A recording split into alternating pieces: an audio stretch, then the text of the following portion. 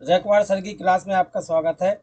आज के इस वीडियो में हम जानेंगे क्रांतिकारी या क्रांतिकारी आंदोलन के बारे में। इस वीडियो में क्रांतिकारी और क्रांतिकारी आंदोलन के बारे में हम निम्नलिखित पॉइंट्स को देखेंगे। पहला है इसका क्रांति का अर्थ, दूसरा है क्रांतिकारी का अर्थ, थर्ड वाला पॉइंट है उदय होने के कारण, यानी क्रांतिकारी क्या का उदय क्यों हुआ या क्रांतिकारी आंदोलन के उदय होने के क्या कारण थे। फोर्थ नंबर पर है स्वरूप या उनकी क्रियाकलाप, क्रियाविधि क्या थी। प्रसार देश में और विदेश में, जो क्रांतिकारी थे उनका जो प्रसार हुआ अपने देश में और विदेशों में। नेक्स्ट पॉइंट है उनके पतन के क्या कारण थे, क्रांतिकारी जो थे उनके पतन के कारण क्या थे। सेवेंथ नंबर पर जो पॉइंट है वो है मूल्यांकन, यानी इनका हम उन्होंने जो भी कार्य किए उनका हम सेवेंथ पॉइंट में मूल्यांकन करने वाले हैं। आइए देखेंगे, एक एक करके देखते हैं। पहला वाला क्या है, क्रांति का अर्थ। फर्स्ट क्या है, क्रांति का अर्थ।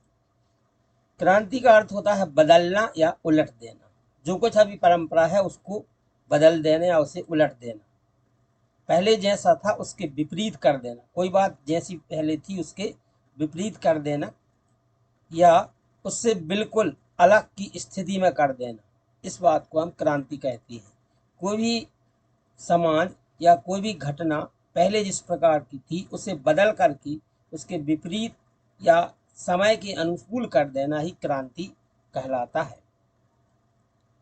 अब देखने वाले हैं हम क्रांतिकारी का अर्थ। क्रांतिकारी कौन कहलाता है। क्रांतिकारी वो व्यक्ति होता है जो अत्याचार और उपनिवेशवाद के विरुद्ध क्रांति में सक्रिय रूप में भाग लेता है।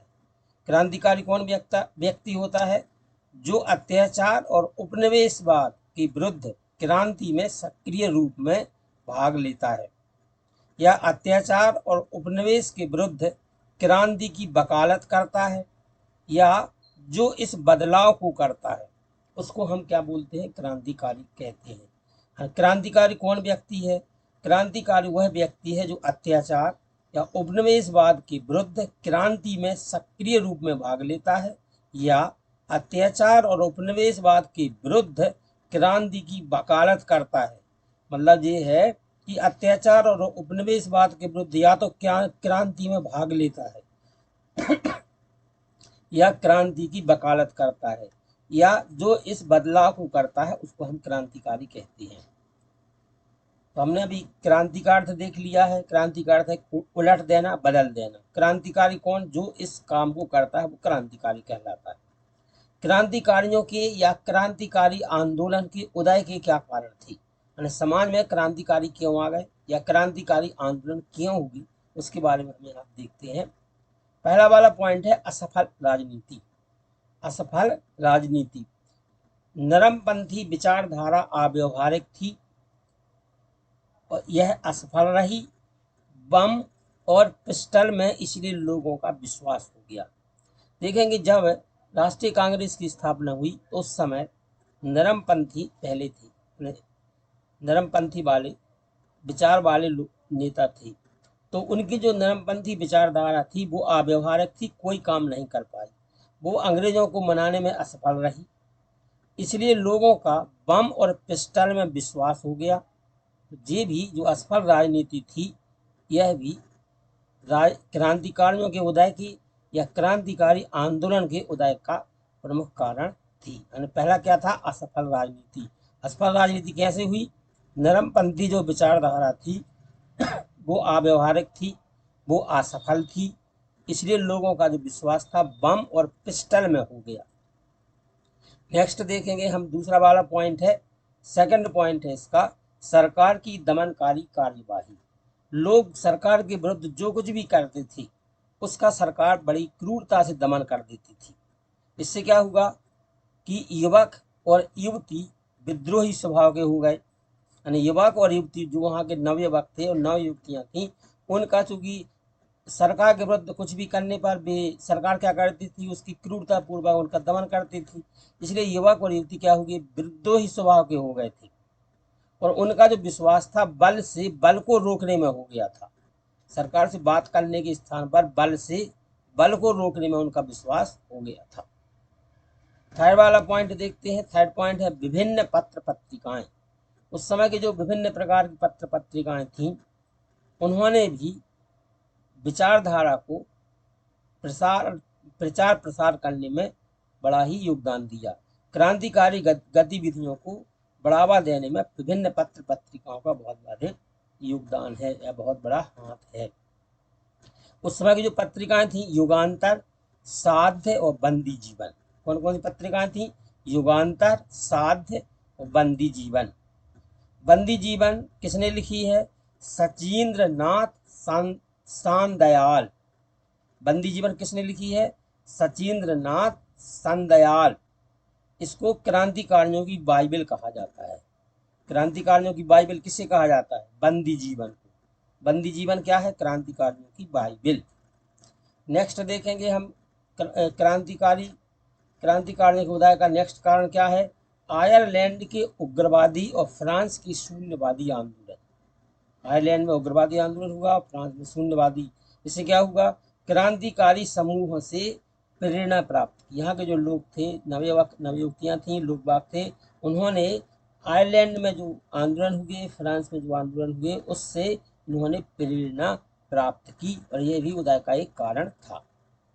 भारत में भी क्रांतिकारी गतिविधियों को बढ़ावा मिला। इससे क्या होगा? भारत में भी जो क्रांतिकारी गतिविधियां थी उनको इस आयरलैंड की उग्रवादी और फ्रांस की शून्यवादी क्रांति से बढ़ावा मिला। नेक्स्ट अपन देखने वाले हैं, नेक्स्ट पॉइंट है इसका समाजवादी विचारधारा।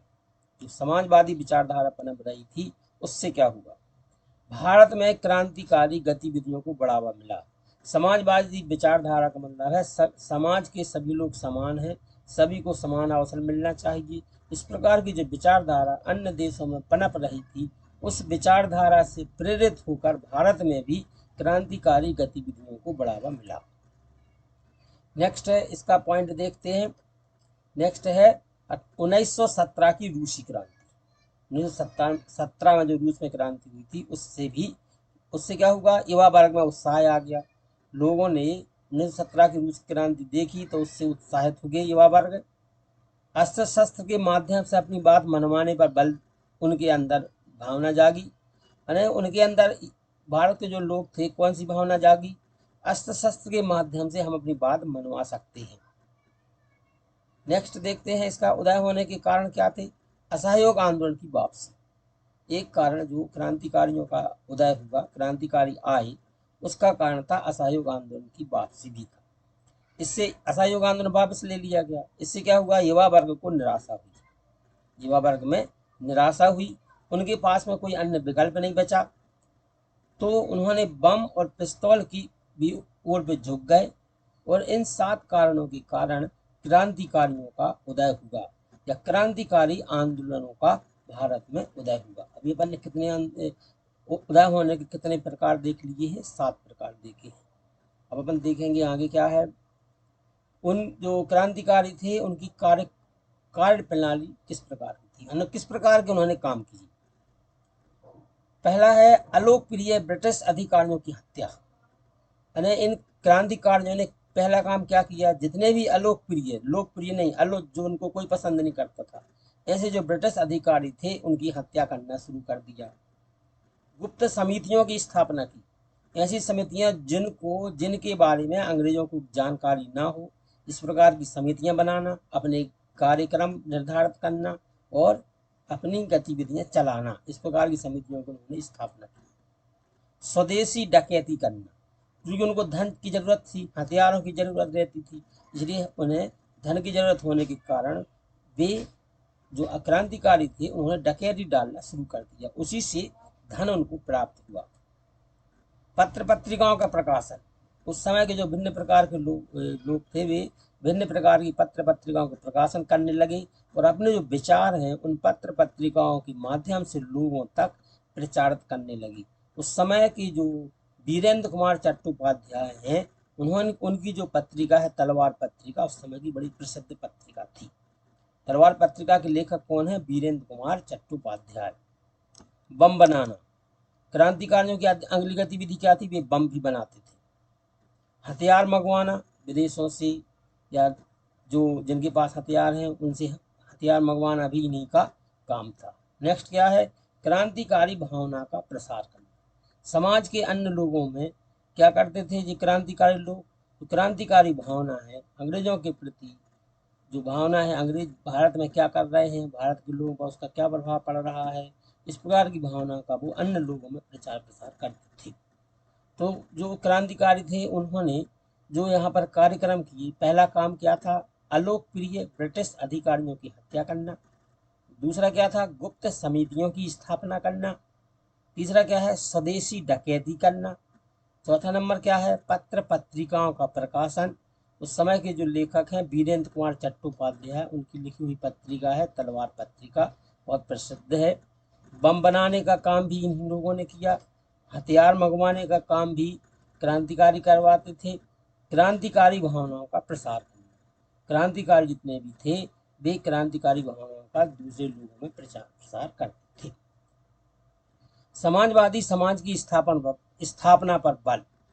क्या करते थे कि अंग्रेजों की नीति देखते थे, इसमें समाज में विभिन्न प्रकार की ऊंच नीच आ गई थी, तो वो चाहते थे कि समाज में सभी को समान पद प्राप्त हो, समानता का व्यवहार हो, इसलिए समाजवादी समाज की स्थापना पर भी ध्यान देते थे।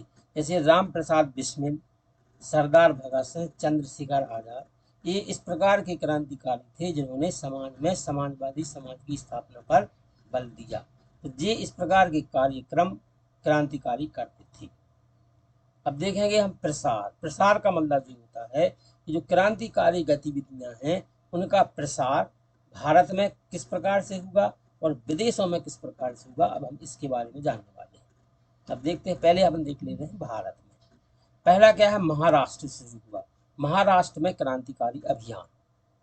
महाराष्ट्र में प्रथम क्रांतिकारी संगठन 1896-97 में पूना में दामोदर हरि चापेकर और बालकृष्ण हरि चापेकर द्वारा स्थापित किया गया। इसका नाम व्यायाम मंडल था। महाराष्ट्र में 1896 और 97 में दो बंधु थे, दामोदर हरि चापेकर और बालकृष्ण हरि चापेकर। इन्होंने एक क्रांतिकारी संगठन की स्थापना की जिसका नाम था व्यायाम मंडल। इसकी स्थापना हुई, पहला काम। दूसरा क्या है? इस गुट के द्वारा रैंड और एम हर्स्ट नामक दो अंग्रेज अधिकारियों की हत्या की गई। पहला तो इन दोनों बंधुओं ने, दामोदर हरि चापेकर और बालकृष्ण हरि चापेकर ने 1896-97 में एक क्रांतिकारी संगठन जिसका नाम था व्यायाम मंडल, उसकी स्थापना की। फिर दो अंग्रेज अधिकारी जिनके नाम थे रैंड और एम हर्स्ट, उनकी हत्या कर दी। चापेकर, इससे क्या हुआ? चापेकर बंधु पकड़े गए, इसके बाद उनको फांसी पर लटका दिया गया। जिस चापेकर बंधुओं के बारे में महाराष्ट्र के बारे में है। सावरकर ने, चापेकर बंधु हो गए। अब सावरकर ने 1904 में नासिक में मित्र मेला नाम से एक संस्था आरंभ की। सावरकर ने किस सन में? 1904 में। कौन सी संस्था? मित्र मेला। किस स्थान पर? नासिक में ये आरंभ की, जो शीघ्र ही मेजनी के तरुण इटली की तर्ज पर एक गुप्त सभा अभिनव भारत में परिवर्तित हो गई। सावरकर ने जो एक संस्था में जिसका नाम मित्र मेला था उसकी स्थापना की थी, वह बाद में किस में बदल गई थी? अभिनव भारत में। किस में बदल गई थी? अभिनव भारत में। किसकी तर्ज पर? मेजनी के तरुण इटली की तर्ज पर। जिला मजिस्ट्रेट जैक्सन की हत्या के आरोप में दामोदर सावरकर सहित अन्य व्यक्तियों पर नासिक षड्यंत्र केस चलाया गया। उन्हें भारत से आजीवन निर्वासित कर काला पानी की सजा दी गई। यहाँ हमने जो महाराष्ट्र में क्रांतिकारी अभियान है, पहले देखा है चापेकर बंधुओं का योगदान। तो चापेकर बंधु जिनमें कि दामोदर हरि चापेकर और बालकृष्ण हरि चापेकर दो भाई थे, इन्होंने एक क्रांतिकारी संगठन 1896-97 में बनाया जिसका नाम व्यायाम मंडल था। इन्होंने दो अंग्रेज अधिकारी जिनके नाम रैंड और एम हर्स्ट थे उनकी हत्या कर दी। इससे चापेकर बंधु पकड़े गए, उनको फांसी में लटका दिया गया। इसके बाद आता है नाम सावरकर का। तो सावरकर ने 1904 में नासिक में मित्र मेला नाम की एक संस्था प्रारंभ की।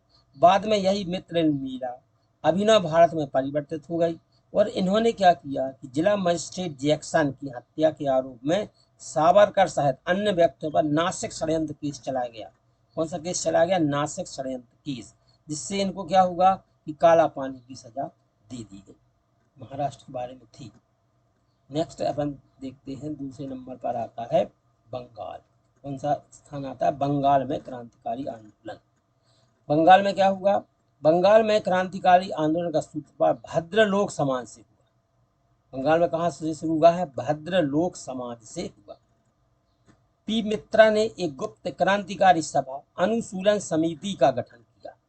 पहला भद्रलोक समाज से यहाँ पर आरंभ हुआ। दूसरा अनुशीलन समिति का गठन किया गया। किसने किया जी? पी मित्रा ने। 1905 में वीरेंद्र बुफवार घोष ने भवानी मंदिर नामक पुस्तिका प्रकाशित की। 1905 में कौन सी पुस्तिका प्रकाशित हुई? भवानी मंदिर। भवानी मंदिर किसने की थी? वीरेंद्र बुफवार घोष ने। युगांतर और सांध्य नामक पत्रिकाएं द्वारा भी अंग्रेज विरोधी विचार फैलाए गए। यानी एक पत्रिका, एक पुस्तिका कौन सी प्रकाश होती? भवानी मंदिर। दूसरी कौन सी? युगांतर। तीसरी कौन सी? सांध्य। एक अन्य पुस्तिका मुक्ति कौन पथे, इसमें क्या किया गया? जो भारतीय सैनिक थे उनसे हथियार देने का आग्रह किया गया। नेक्स्ट क्या है? 30 अप्रैल को प्रफुल्ल चाकी और खुदीराम बोस ने मुजफ्फरपुर की जिला जज किंग्सफोर्ड की हत्या करने का प्रयास किया।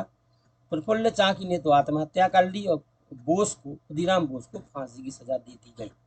तो इसमें अपन ने अभी तक क्या देखा है कि भद्रलोक समाज से बंगाल में क्रांति का सूत्रपात हुआ। एक संस्था अनुशीलन समिति का गठन किया गया। भवानी मंदिर नामक पुस्तिका प्रकाशित हुई। युगांतर, सांध्य नामक पुस्तिकाएं भी प्रकाशित हुई। एक अन्य पुस्तिका मुक्ति कौन बधे ये भी प्रकाशित हुई, जिससे सैनिकों से हथियार देने के लिए कहा गया। 30 अप्रैल को प्रफुल्ल चाकी और खुदीराम बोस, 30 अप्रैल को किन किन ने? प्रफुल्ल चाकी और खुदीराम बोस ने मुजफ्फरपुर के जिला जज किंग्सफोर्ड की हत्या करने का प्रयास किया। इसमें जो किंग्सफोर्ड था वो मर गया, वो बच गया था, परंतु प्रफुल्ल चाकी ने उसके कारण आत्महत्या कर ली थी और खुदीराम बोस को फांसी दे दी गई थी। फरवरी 1909 में सरकारी वकील और 24 फरवरी 1910 को उप पुलिस अधीक्षक की कलकत्ता उच्च न्यायालय से बाहर आदेश में हत्या कर दी गई। 2 लोगों की और हत्या हुई। 1909 में एक सरकारी वकील की और 1910 में उप पुलिस अधीक्षक की हत्या कर दी गई। 1910 में हावड़ा षड्यंत्र और ढाका षड्यंत्र हुई। 10 में क्या होगा? हावड़ा षड्यंत्र और ढाका षड्यंत्र भी। रालेट कमेटी की रिपोर्ट में 1906 से 17 के बीच मध्य बंगाल में 110 डांके और हत्या की 60 प्रयत्नों का उल्लेख है। यानी 110 डांके डाले गए 1906 से 17 के बीच और 60 हत्याओं का प्रयत्न किया गया। तो बंगाल में क्रांति का सूत्रपात कहाँ से हुआ? भद्रलोक समाज से हुआ। पी मित्रा ने कौन सी समिति का गठन किया? अनुशीलन समिति का। और भवानी मंदिर पुस्तिका प्रकाशित हुई। युगांतर भी हुई, सांध्य भी हुई, मुक्ति कौन पथे भी हुई, और ये इतनी पत्रिकाएं प्रकाशित हुई। और 30 अप्रैल को प्रफुल्ल चाकी और खुदीराम बोस ने मुजफ्फरपुर की जिला जज किंग्सफोर्ड की हत्या करने का प्रयास किया। इसमें किंग्सफोर्ड बच गया, लेकिन प्रफुल्ल चाकी ने आत्महत्या कर ली और खुदीराम बोस को फांसी दे दी गई।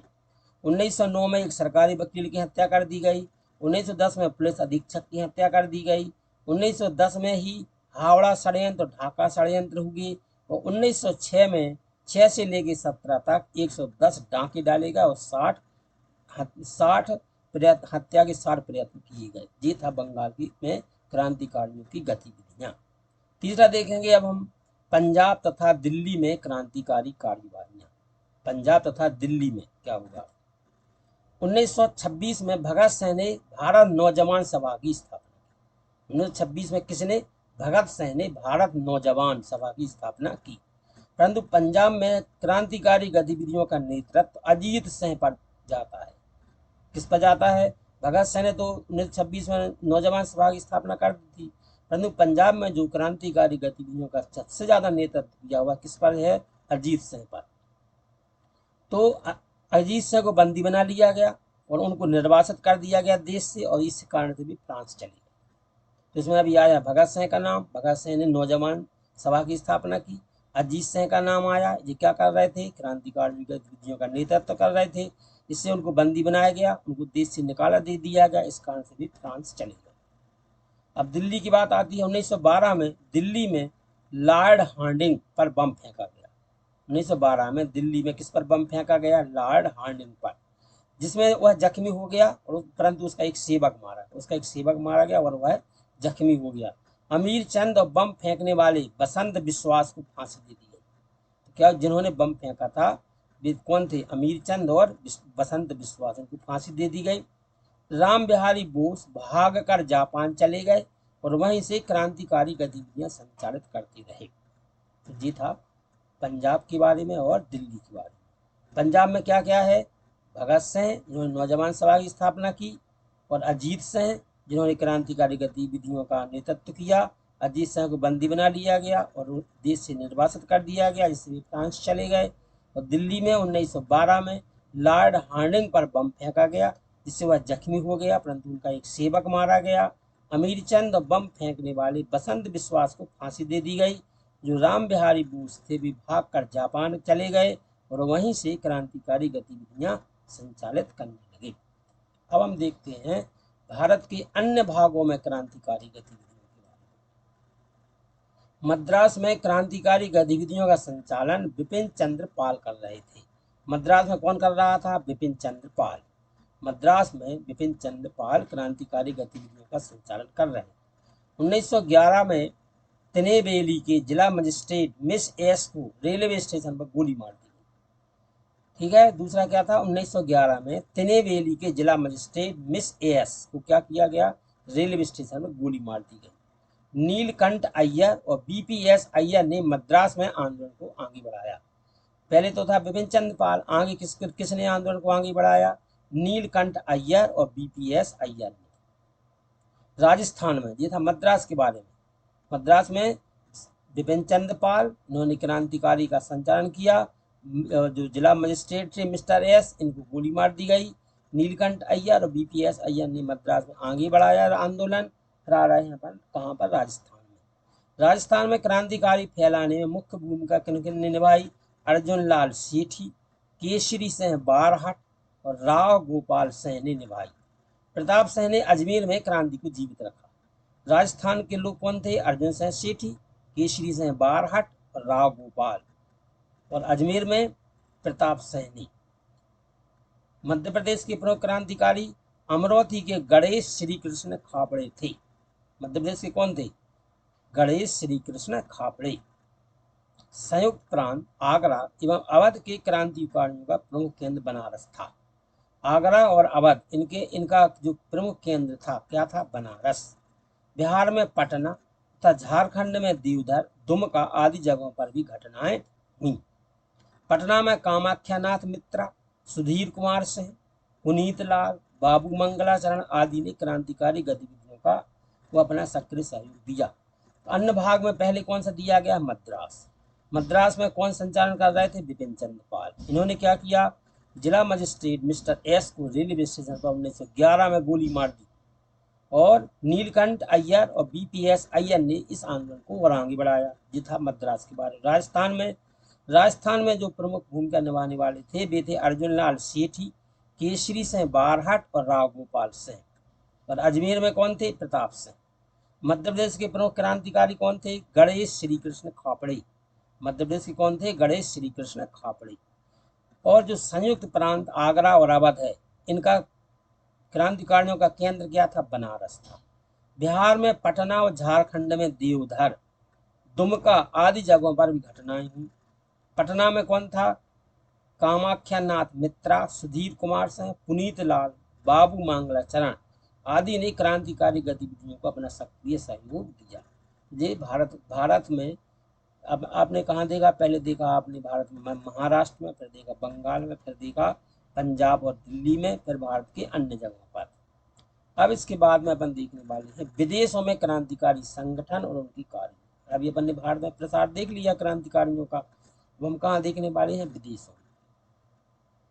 विदेशों में क्रांतिकारी आंदोलन के प्रसार का श्रेय श्याम जी कृष्ण वर्मा को जाता है। किसको जाता है? श्याम जी कृष्ण वर्मा। लंदन में इन्होंने 1905 में इंडिया होम रूल सोसाइटी की स्थापना की। तो विदेशों में क्रांति का आंदोलन का प्रसार का श्रेय किसे जाता है? श्याम जी कृष्ण वर्मा को। इन्होंने लंदन में 1905 में इंडिया होम रूल सोसाइटी की स्थापना की। उन्होंने इंडियन सोशियोलॉजिस्ट नामक पत्र निकालकर भारत में स्वराज्य प्राप्ति को अपना उद्देश्य बताया। जो श्याम जी कृष्ण वर्मा थे, ये विदेशों में आंदोलन का इनको श्रेय है। उन्होंने 1905 में लंदन में इंडिया होम रूल सोसाइटी की स्थापना की। उन्होंने इंडियन सोशियोलॉजिस्ट नामक पत्र निकाला और स्वराज्य प्राप्ति को अपना उद्देश्य बताया। उन्होंने लंदन में इंडिया हाउस की भी स्थापना की। 1931 में सैन फ्रांसिस्को में एक संस्था जिसका एक पत्र निकाला गदर आंदोलन को बढ़ावा देता रहा। तो सैन फ्रांसिस्को में गदर नामक आंदोलन शुरू हुआ। क्रांतिकारियों ने लंदन में कमाल पाशा से भेंट की। भारत और मिस्र के क्रांतिकारियों का सम्मेलन ब्रुसेल्स में हुआ। बैंकॉक और चीन के गुरुद्वारे क्रांतिकारी विचारों के केंद्र बन गए। एक बार फिर से देखते हैं उसको जो भी आपने देखा है। क्रांतिकारियों की असफलता क्या थी? क्रांतिकारी थे, उनकी असफलता के कारण क्या थे? पहला है केंद्रीय संगठन का अभाव। क्रांतिकारियों का कोई केंद्रीय संगठन नहीं था जो विभिन्न प्रांतों में क्रांतिकारी कार्यों का संगठन और समन्वय कर सके। संगठन के अभाव में विभिन्न प्रांतों के क्रांतिकारी नेताओं में परस्पर सहयोग तथा समन्वय नहीं था। जो क्रांतिकारी थे उनका एक कोई केंद्रीय संगठन नहीं था। केंद्रीय संगठन नहीं था तो जो भारत के विभिन्न प्रकार के प्रांत हैं उनके कार्यों का वो संगठन नहीं कर सके, समन्वय नहीं कर सके। समन्वय न करने के कारण जो क्रांतिकारी थे विभिन्न प्रांतों में उनमें सहयोग नहीं हो सका और समन्वय भी नहीं हो सका। मध्यम वर्ग के शिक्षित लोगों तक ही सीमित। जो क्रांतिकारी आंदोलन था वह मध्यम वर्ग के शिक्षित लोगों तक ही सीमित था। क्रांतिकारी आंदोलन लोकप्रिय नहीं बन सका। यह केवल मध्यम वर्ग के शिक्षित नवयुवकों तक ही सीमित रहा।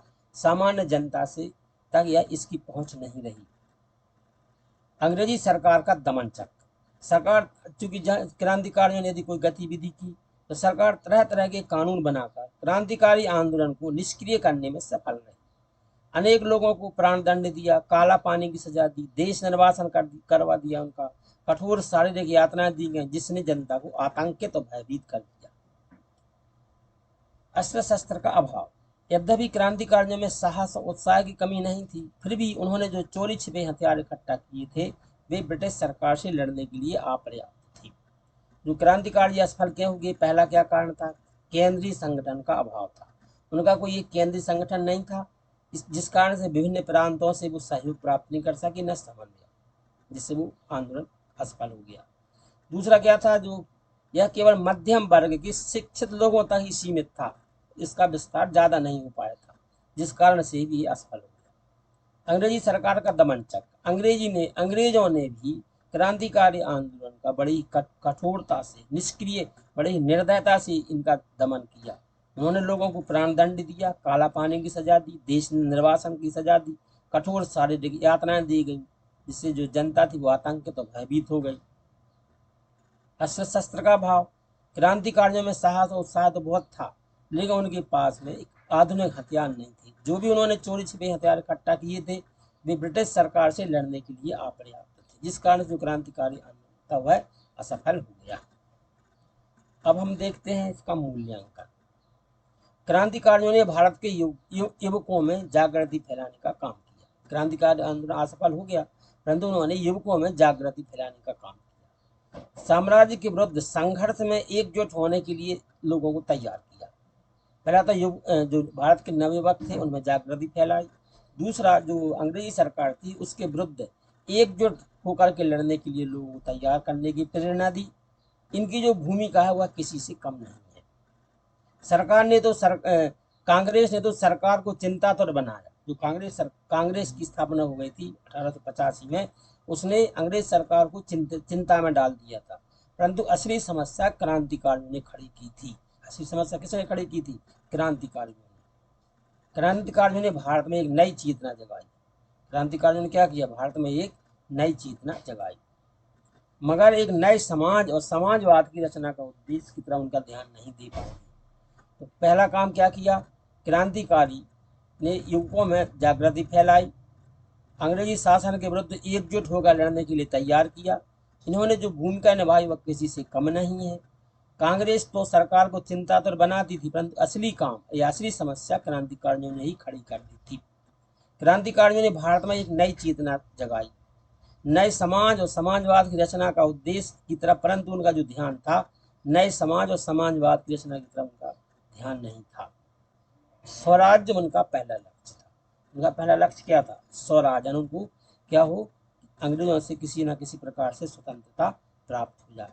तो यहाँ पर आप सभी ने क्या देखा है कि क्रांतिकारी या क्रांतिकारी आंदोलन, उसमें क्रांति क्या है, क्रांतिकारी कौन कहलाते हैं, क्रांतिकारी आंदोलन या क्रांतिकारी के उदय के कारण क्या है, उन्होंने किस प्रकार से अपनी गतिविधियां की और उनका प्रसार भारत में कहाँ कहाँ हुआ, विदेशों में किस प्रकार से उसका प्रसार हुआ, और जो क्रांतिकारी आंदोलन था वो असफल क्यों हो गया, और उसका जो मूल्यांकन है वो भी हमने देख लिया है।